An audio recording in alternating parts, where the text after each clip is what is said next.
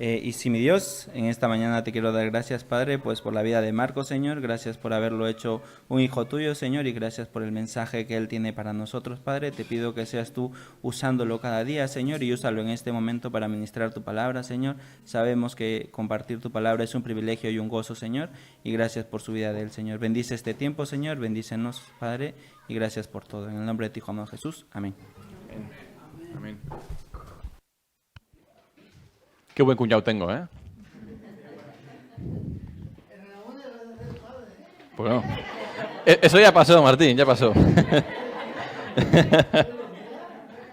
Bueno. Pues al igual que el domingo pasado, la verdad que es una bendición ver la iglesia llena.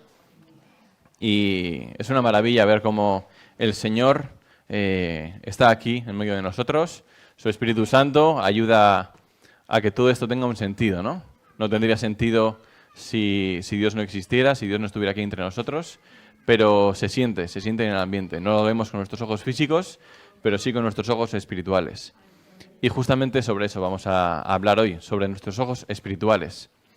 El texto que estamos tratando desde hace ya unos cuantos meses es el Evangelio de Juan. Y en esta ocasión toca el final del capítulo 9. En las últimas dos predicaciones, en los últimos dos mensajes, hemos hablado acerca del ciego que sanó Jesús, ¿no? Vamos a recapitular un poquito. Jesús estaba paseando con sus discípulos por la calle y se encontró con un ciego. Los discípulos le preguntaron acerca de ese ciego. Entonces Jesús escupió en la tierra, hizo lodo, se lo puso en los ojos y ese hombre recibió la vista, ¿no? Después los fariseos le interrogaron a este señor y a sus padres, como expuso el domingo pasado Josué. Le hicieron preguntas, y trataron de quitar de su mente el pensamiento de que Jesús es Dios, porque ellos no estaban de acuerdo. En el pasaje que trató el pasado domingo Josué, lo vemos, ¿no? Que ellos decían que si alguien reconocía a Jesús como el Mesías, era expulsado de la sinagoga. Y nos encontramos con que lo expulsan de la sinagoga porque él está convencido de que ese hombre que le devolvió la vista no era un ser humano, era el Mesías, y por tanto lo expulsan de la sinagoga. ¿Y ahora qué pasa? Que Jesús se encuentra con él de nuevo, obviamente no es por casualidad, esto Jesús ya lo tenía planificado, y tienen un segundo encuentro, en el que ya el hombre, viendo con vista física, puede, digamos, reconocerle personalmente a Jesús, ¿no? Cara a cara. Y ese es el texto que vamos a tratar hoy, los versículos del capítulo 35 al 41 del capítulo 9 de Juan. Y como veremos, es un poquito enrevesado, ¿vale? Son parábolas que utiliza el Señor Jesús, palabras figurativas, que a primera vista podría parecer como un poquito enrevesado, pero cuando uno lo estudia, se detiene a analizarlo, ya un poco a poco lo va entendiendo. Así que vamos a empezar con la lectura de este pasaje, ¿sí?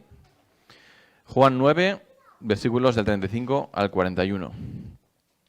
Juan bederatzi, hogeita hamabostetik berrogeita batera. A ver si carga la aplicación. Ahora sí. Vale. Jakin zuen Jesusek sendatutako itxua elkartetik kanpora bota zutela eta harekin topo egitean galdetu zion. Sinesten duzu gizonaren semearengan? Hark erantzun. Esadazu nor den jauna, sinetz dezadan. Jesusek esan zion, ikusi duzu, zurekin ari dena bera da. Orduan, Jesusen aurrean auspeztu eta esan zion, sinesten dut jauna. Ondoren esan zuen Jesusek, mundu hau auzitan jartzera etorri naiz ni. Ondorioz, ikusten ez dutenek ikusi egingo dute, eta ikusten omen dutenak itxu bihurtuko. Jesusekin zeuden fariseuetako batzuek hori entzunik esan zioten, gu ere itxu ote gara? Jesusek erantzun zien, itxu bazinete ez zenukete bekaturik izango, baina ikusten duzuela diozuenez, zeuen bekatuz egoeran irauten duzue. Vamos a leerlo en castellano para que lo entendamos todos. Dice Juan 9 del 35 al 41. oyó Jesús que le habían expulsado.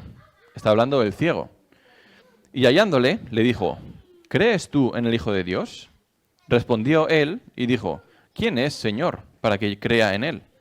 Y le dijo Jesús, pues le has visto, y el que habla contigo, él es. Y él dijo, creo, Señor, y le adoró. Dijo Jesús, para juicio he venido yo a este mundo, para que los que no ven, vean, y los que ven, sean cegados. Entonces, algunos de los fariseos que estaban con él, al oír esto, le dijeron, ¿acaso nosotros somos también ciegos? Y Jesús le respondió, si fuerais ciegos, no tendríais pecado. Mas ahora, porque decís, vemos, vuestro pecado permanece. Y aunque ya ha orado Joseph por esta predicación, vamos a volver a hacerlo. Señor, te damos gracias, Padre, por tu palabra. Gracias porque sabemos que en ella hay poder, Señor. Es la verdad, es por la que queremos vivir, Señor. Y te pedimos, Padre, que tú estés en medio de nosotros en este momento, que tu Espíritu Santo, Señor, nos inunde para que nos dé entendimiento y podamos entender lo que nos quieres enseñar a través de tu palabra, Padre. Gracias, Señor. En tu nombre, amén. Pues bien, como hemos visto, habla del ciego, pero también habla de los fariseos, ¿no? Por eso es que el título de la predicación de hoy es Abre bien los ojos. Te lo estoy diciendo a ti de manera personal. Te lo dice Dios de manera personal. Abre bien los ojos. ¿Sí? Algunos llevan gafas, otros no, otros son ciegos, otros ven colores que no son. Eso no importa. No estamos hablando de los ojos físicos. Estamos hablando de los ojos espirituales. ¿Sí? Abre bien los ojos. En primer lugar, en los primeros 3 versículos, del 35 al 38, vemos cómo Jesús tiene un encuentro de nuevo personal con el ciego, ¿no? Con el hombre que ha recibido la vista después de haber sido ciego desde nacimiento. Y vemos la actitud que tiene este hombre. Es una actitud humilde. Es una actitud donde él está dispuesto a reconocer a ese hombre, a esa persona que le ha devuelto la vista, ¿no? Está dispuesto a reconocerle como el Señor y Salvador. Entonces, en el primer versículo, en el 35, nos encontramos con lo siguiente. Como hemos dicho ya, los fariseos habían expulsado a este hombre de la sinagoga porque había reconocido a Jesús como el Mesías. Lo que pasa es que él no sabía quién era Jesús, no le conocía. No lo había podido ver porque cuando se encontró la primera vez era ciego. Pero en esta ocasión ya se lo encuentra cara a cara, ¿sí? Y vemos aquí en el versículo 35 que dice que Jesús, cuando se encontró con él, cuando lo halló, le hizo una pregunta. Y aquí vamos a detenernos un momento. Cada una de las palabras que están escritas en la palabra son importantes. Tienen un sentido, tienen un porqué. Y puede pasar desapercibido el verbo hallándole. Puede significar, o podemos entender, como que Jesús estaba pasando por la calle y se lo encontró. Pero no creo que fuera así. Jesús era intencional con todo lo que hacía. Todo tenía un propósito, ¿no? Y para hallar, primero hay que buscar. Si yo no busco algo, no lo puedo encontrar. Y estoy seguro de que Jesús, después de escuchar que habían expulsado a este hombre de la sinagoga, anduvo por las calles con sus discípulos buscándolo hasta que lo encontró. Y eso es lo que hace Jesús con nosotros también, de forma personal. No nos ha encontrado por casualidad. Dios nos busca de manera intencional, de manera personal, hasta que nos encuentra y nos hace la misma pregunta que le hace aquí a este hombre. ¿Crees tú en el Hijo de Dios? Esa es la pregunta más importante que nos podemos hacer en nuestra vida. Más allá de qué voy a estudiar, más allá de con quién me voy a casar, más allá de lo que sea, esta pregunta es la pregunta más importante que nos podemos hacer en nuestras vidas. Y es importante que lo tengamos claro, porque me estaba acordando ahora, de hace unas semanas, estábamos con los adolescentes, Maylin y yo, compartiéndoles una lección, y hablábamos precisamente acerca de esto, acerca de la pregunta más importante de tu vida. Y es que cuando uno escucha el Evangelio, no hay vuelta atrás. Cuando tú eras ciego espiritualmente y no conocías el Evangelio, no conocías la verdad, digamos que podías vivir a tu manera sin ser consciente del pecado que había en tu vida. Pero cuando ya eres consciente del Evangelio, de lo que Jesús ha hecho en tu vida y de tu condición pecadora, la cosa cambia. Porque después de ese momento, ya tu vida va a ser distinta. Tú, digamos que hasta que no hayas leído los términos y condiciones de la vida, la vives pues a tu manera, ¿no? Pero una vez lees el papelito, la Biblia, donde viene escrito cómo tienes que vivir la vida, qué pasa si lo haces y qué pasa si no lo haces, ahí ya tú inconscientemente o conscientemente tomas una decisión.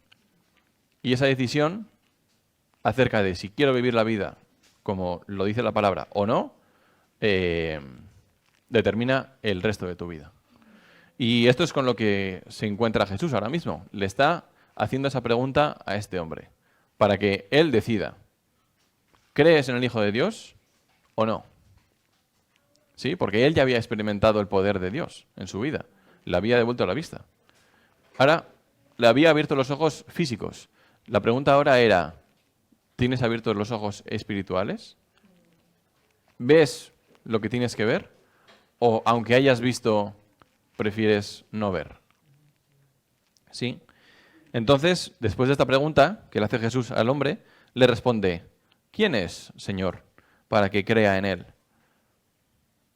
Esa es una pregunta, digamos, razonable, ¿no? Después de preguntarme si creo en Dios, yo te pregunto, ¿quién es Dios? ¿Quién dices tú que es Dios? ¿No? Estoy seguro que nuestro hermano Ángel Rodríguez, que posiblemente lo conozcáis por sus entrevistas en la calle, en YouTube, va por la calle, le pregunta a muchas personas, ¿crees en Dios?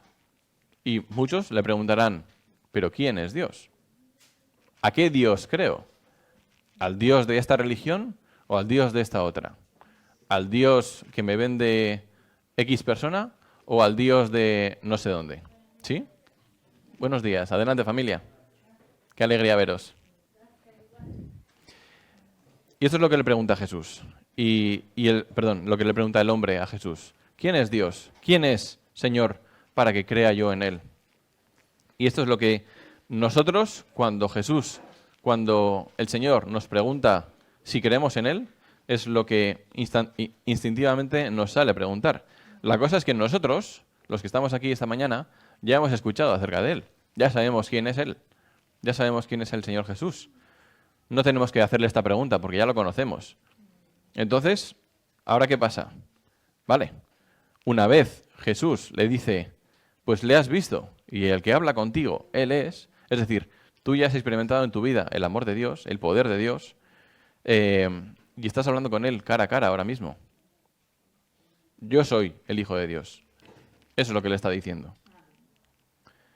Entonces el hombre se queda sorprendido y dice, creo, Señor. Creo porque he experimentado tu poder en mi vida, algo que nadie más podía haber hecho antes. Estoy seguro que este hombre, pues, o sus padres, intentaron de alguna forma devolverle la vista, ya sea con médicos, ya sea con hechiceros, ya sea con lo que sea. Pero el único que pudo hacerlo fue el Señor Jesús.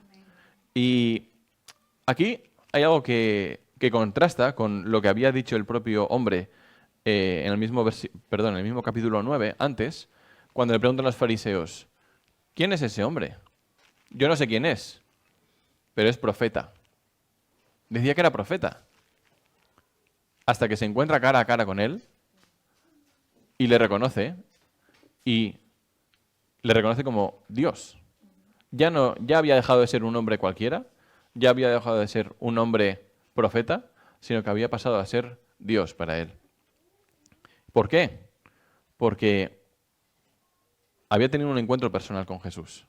Había experimentado en sus propias carnes lo que era el poder y el amor de Dios. ¿Y qué le dice este hombre a lo que le dice Jesús? Creo, Señor. Inmediatamente después pone aquí en la Biblia y le adoró. Es una consecuencia de la decisión que tomamos de creer en Jesús. ¿Sí? ser cristiano no es decir creo en Dios. ¿No? Ser cristiano es tratar de vivir tu vida lo más parecido a lo que dice la palabra. Y por supuesto, también en tu vida de adoración. No es solamente en tu vida diaria, sino en tu vida de adoración. Porque inmediatamente después de decirle al Señor, creo en ti, Señor, le adoró. Estaba agradecido. Estaba humillado por lo que él había hecho y por con quien estaba delante ahora mismo. En ese momento, él lo que sintió fue: Señor, a ti te debo todo, a ti te debo no solamente la vista que tengo, sino toda mi vida. Y a ti quiero dedicarla. Y eso es lo que significa creer en el Señor y adorarle. Porque podemos adorarle al Señor a través de nuestras alabanzas, un domingo por la mañana, pero lo más importante es que le adoremos a lo largo de la semana con nuestros hechos, con nuestro carácter, con nuestra actitud. No solamente en la iglesia los domingos con los hermanos, sino en el día a día, en el trabajo. Pues una vez hemos visto la humildad del hombre ciego, pasamos a ver lo que dice el Señor Jesús. El juicio de Jesús. ¿Qué dice el versículo 39? Dice Jesús: para juicio he venido yo a este mundo, para que los que no ven, vean, y los que ven, sean cegados. Vamos por partes porque esto tiene tela. Este es el núcleo, ¿vale? Si hay algún momento de la predicación donde tenéis que prestar atención, es ahora. Este versículo es el mensaje principal del texto, ¿vale? Jesús dice: he venido para juicio a este mundo. Vale. Ese es el propósito que Dios tiene al enviar a su Hijo a la tierra. Hace 2 semanas hablábamos del propósito del sufrimiento, ¿no? Pues este es el propósito que Jesús tenía al estar aquí en la tierra y en lo que pensaba cada vez que pasaba por una tribulación, por un sufrimiento. Este era el propósito que él tenía en mente todo el rato. Yo he venido para hacer juicio en la tierra. Juicio justo, por supuesto, no juicio humano, como el que experimentamos nosotros o como el que vemos aquí en este mundo, sino juicio perfecto, juicio perfectamente justo, ¿sí? Y eso no quiere decir que todos vayamos a ser condenados o que todos vayamos a ser salvos. Todo lo contrario. Quien tenga que ser salvo, será salvo. Quien tenga que ser condenado, será condenado.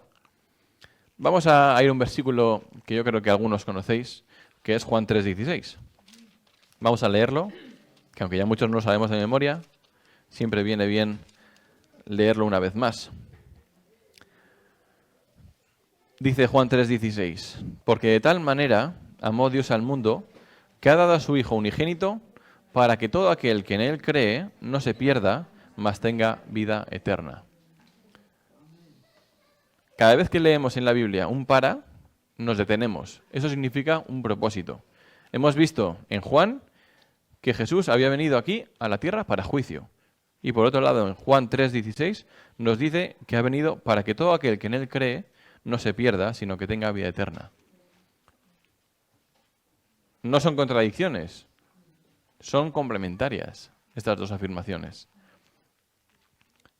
¿Quiénes serán salvos ante el juicio? Todos los que hayan creído en Él. Los que no serán condenados. Y aquí hay algo importante que debemos mencionar. Voy a haceros una pregunta y espero que la respondáis bien. ¿Mis obras me salvan? No escucho. No. Vale. No, vale, muy bien. ¿Quién me salva? Dios. Efectivamente, Jesús, Cristo, evidentemente. Muy bien. Y ahora yo pregunto, ¿Dios me condena? No. ¿Quién me condena? Vale. Nos condenamos nosotros mismos. Nos condenamos nosotros mismos al no obedecer la palabra de Dios. Al igual que yo no puedo alcanzar la salvación por mis propios medios, por mis propias obras, Por mucho que yo haga, no puedo conseguirlo. Es Dios quien me salva. Y por el contrario, por mucho que Dios quiera hacer por salvarme, si yo no me arrepiento, no vivo de acuerdo a la palabra, no lo puede hacer. ¿Mm? ¿Por qué? Porque eso entraría en conflicto con la libertad que nos ha dado. Él podría hacer así y salvarnos a todos, por supuesto que sí. Pero entonces no tendríamos libertad. No tendríamos libertad para decidir, para amar, para odiar, para pecar, para arrepentirnos. Eso es lo que Dios quiere. Que creamos en Él y que nos arrepintamos de todo lo que hemos hecho mal y vivamos de acuerdo a su palabra. Lo dice el versículo de Juan 3:17. Porque no envió Dios a su Hijo al mundo para condenar al mundo, sino para que el mundo sea salvo por Él. El que cree en Él no es condenado, pero el que no cree ya ha sido condenado, porque no ha creído en el nombre del unigénito de Dios. Esa es la respuesta al versículo 39 de Juan 9, cuando dice Jesús que para juicio ha venido a este mundo. No ha venido a condenarnos, ha venido a salvarnos, pero tenemos que dejarnos ser salvos, ¿no? Más adelante, el versículo 39 dice, para que los que no ven, vean. Ya hemos visto que Jesús le devolvió la vista física a un hombre que era ciego desde el nacimiento. Pero aquí no está hablando de ceguera física, sino de ceguera espiritual. ¿Quiénes son los que no ven? Los que no ven son todos aquellos, digamos, ciegos espirituales. Aquellos que no conocen la verdad. Aquellos que no son conscientes de lo que dice la palabra de Dios, el Evangelio. Entonces, Jesús ha venido para juicio, pero también para que todas esas personas que no conocen de Él vean. ¿Eso qué quiere decir? Ha venido a presentarles el Evangelio.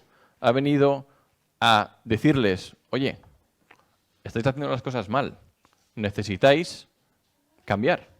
Esto no puede seguir así. Yo os he creado, os amo. Os amo tanto que he mandado a mi Hijo a la tierra a morir para que vosotros no sufráis lo que Él va a sufrir. Pero lo sufrió por nosotros, pero por favor, obedecedme, hacedme caso, porque quiero pasar la eternidad con vosotros. Pero soy justo, soy amoroso, pero soy justo también. No puedo permitir que el pecado, aquello que yo aborrezco, esté conmigo. Arrepentíos de vuestros pecados, creed en mí, y entonces seréis salvos. Eso es lo que nos dice el Señor Jesús. Para que todas esas personas que no ven, vean. Para que todas esas personas que no conocen la verdad que está en la palabra, la conozcan. Para eso es necesario predicar. Y eso es para lo que vino el Señor Jesús. Y por otro lado, dice, y los que ven sean cegados. Esto ya desconcierta un poquito más, ¿no? ¿Qué quiere decir? ¿Qué quiere decir con que los que ven sean cegados? Estamos diciendo que los que no ven son los que no conocen la verdad. Es decir, que los que ven son los que ya conocen la verdad. Pero se está refiriendo a las personas que, aun conociendo la verdad, no viven de acuerdo a ella. Es importante que abramos bien nuestros ojos físicos, por supuesto, pero sobre todo nuestros ojos espirituales, para que, aun viendo la verdad, aun siendo conscientes de cómo nos dice Dios, cómo nos pide el Señor Jesús que vivamos, le obedezcamos y vivamos de acuerdo a lo que Él nos dice. Porque si no, no habrá servido de nada. No servirá de nada que yo diga que soy cristiano, que creo en el Señor Jesús, si no vivo de acuerdo a esa decisión que he tomado. Entonces, cuando Jesús pronuncia estas palabras, nos está retando, nos está exhortando y también al mismo tiempo está animándonos. Por un lado, a esas personas que no conocen de Él, les da esperanza, diciéndoles, tranquilos, yo he venido a este mundo a exponeros la verdad, a daros a conocer la verdad, que soy yo. Y por otro lado, si ya conoces la verdad, vive de acuerdo a la palabra. porque si no, serás cegado. Es decir, te autocondenarás, porque es tu decisión de no vivir de acuerdo a lo que yo te pido en la palabra. Como he dicho antes, este es el núcleo central del mensaje. Es importante que quede claro. Todas esas personas que nos ven a través de YouTube, puede que haya muchas personas que seáis ciegos espirituales, que no conozcáis lo que dice la palabra de Dios. Pero a partir de este momento ya no es así. Todos en algún momento de nuestra vida hemos sido ciegos espirituales. Pero hay un momento en el que la verdad nos es presentada. Y a partir de ese momento es cuando tenemos que tomar la decisión de si vivimos de acuerdo a la palabra o no. Y eso es lo que determinará si somos salvos o somos condenados. Muy bien, esto es lo que decía Jesús, pero la conversación sigue. En los versículos del 40 al 41 vemos el orgullo que tenían los fariseos, ¿no? Hemos visto por un lado la humildad del ciego al reconocer a Jesús como su Señor y Salvador, y ahora vemos el orgullo que tenían los fariseos, a pesar de ser conocedores de la palabra, a pesar de ser videntes espirituales, porque vidente no es solamente alguien que ve el futuro o dice verlo, sino alguien que ve físicamente. Todos nosotros aquí somos videntes, ¿sí? Entonces, estamos hablando de un ciego físico que tiene los ojos espirituales abiertos y de unos videntes físicos, pero que tienen los ojos espirituales cerrados. A pesar de que son conscientes de la palabra y son conocedores de la ley, no viven de acuerdo a lo que ésta dice. Entonces, algunos de los fariseos que estaban con él, al oír esto, le dijeron, ¿acaso nosotros somos también ciegos? No entendían de qué iba el asunto. Estaban desconcertados. No entendían las palabras que les estaba diciendo Jesús. Por eso le preguntan, ¿pero estás queriendo decir que nosotros somos ciegos? Y dice Jesús, no sois ciegos. Todo lo contrario, veis. Y precisamente por eso, porque veis, es que permanece vuestro pecado. Si no vierais, tendríais, digamos, por así decirlo, estaríais perdonados de no vivir de acuerdo a la palabra. Pero como veis, como sois conscientes de lo que os pide el Señor Jesús en su palabra, y no vivís de acuerdo a ello, ese es vuestro pecado. Esto nos llama a todos y cada uno de nosotros que hemos decidido aceptarle al Señor Jesús como nuestro Señor y Salvador. Nos tenemos que autoexaminar. Decir, ¿estoy viviendo como me está pidiendo el Señor en su palabra? ¿O estoy siendo un fariseo y estoy viviendo mi vida haciendo ver que soy un santo? La palabra de Dios es intencional. Hemos visto que ha hablado en primer lugar a los ciegos espirituales, a los que no conocen de la verdad. Y por otro lado nos habla a nosotros, a los que ya somos conscientes de lo que dice la palabra. Nos está pidiendo que vivamos de acuerdo a la decisión que hemos tomado. ¿Sí? Porque no tiene ningún sentido que yo decida hacer algo y luego no viva de acuerdo a esa decisión que he tomado. ¿Y por qué es esto un pecado? ¿Por qué cuando Jesús le dice a los fariseos, porque decís, vemos, vuestro pecado permanece? Vamos a ir un momento al Evangelio de Marcos. Marcos capítulo 12, versículo 30. El gran mandamiento. Dentro de todos los mandamientos que el Señor le dio a Moisés en el monte Sinaí, digamos que este es el principal. Por supuesto también está luego el segundo, pero el principal, el más importante de todos, es este. Marcos 12, versículo 30, pero vamos a leer del 28 al 30. Dice la palabra, acercándose uno de los escribas que los había oído disputar y sabía que les había respondido bien, le preguntó, ¿cuál es el primer mandamiento de todos? Jesús le respondió, el primer mandamiento de todos es, oye, Israel, el Señor nuestro Dios, el Señor uno es. Y amarás al Señor tu Dios con todo tu corazón y con toda tu alma y con toda tu mente y con todas tus fuerzas. Este es el principal mandamiento. ¿Creéis vosotros que estos fariseos que estaban hablando con Jesús estaban cumpliendo o estaban haciendo a Dios su prioridad? ¿Creéis que le estaban amando con todo su corazón, toda su alma, toda su mente y todas sus fuerzas?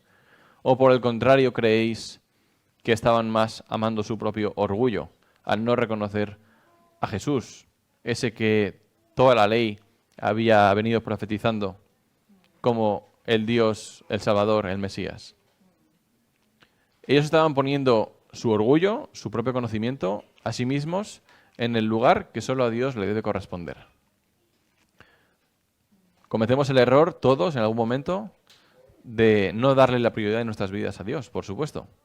Ya sea el trabajo, ya seamos nosotros mismos, ya sean nuestras amistades, ya sea X, lo que sea. Cada uno sabe qué es lo más importante en su vida. Pero no debemos quitarle en ningún momento a Dios la prioridad. El otro día, el mismo día que hablábamos con los adolescentes sobre lo que estábamos hablando antes, hablábamos acerca de que es importante dedicarle tiempo a la familia, por supuesto que sí, pero que eso no me impida dedicarle a Dios también el tiempo que se merece. La sociedad en la que vivimos tiende a hacer siempre muchas actividades los domingos, ya sea actividades locales del pueblo, ya sea salir al monte, actividades deportivas, lo que sea. Ir a la playa, por ejemplo, que un día como hoy, Martín? La cosa es, ¿nosotros como hijos de Dios podemos hacer esas cosas? Por supuesto que sí. Claro que podemos ir a la playa, claro que podemos disfrutar de las fiestas del pueblo. Por supuesto, sanamente. Pero sin que eso le quite el lugar a Dios, ¿sí? Y eso es lo que, digamos, el pasaje de esta mañana nos quiere decir.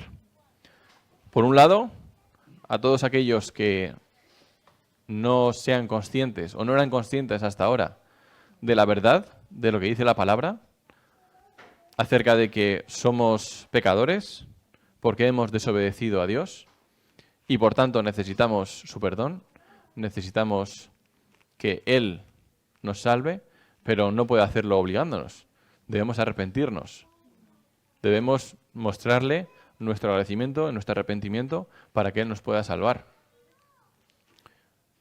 Por un lado, eso es lo que nos dice el pasaje de hoy. Y por otro lado, a los que ya conocemos la palabra, a los que ya conocemos la verdad, nos pregunta, ¿estás viviendo de acuerdo a la palabra? ¿Estás viviendo de acuerdo a lo que yo te pido que hagas?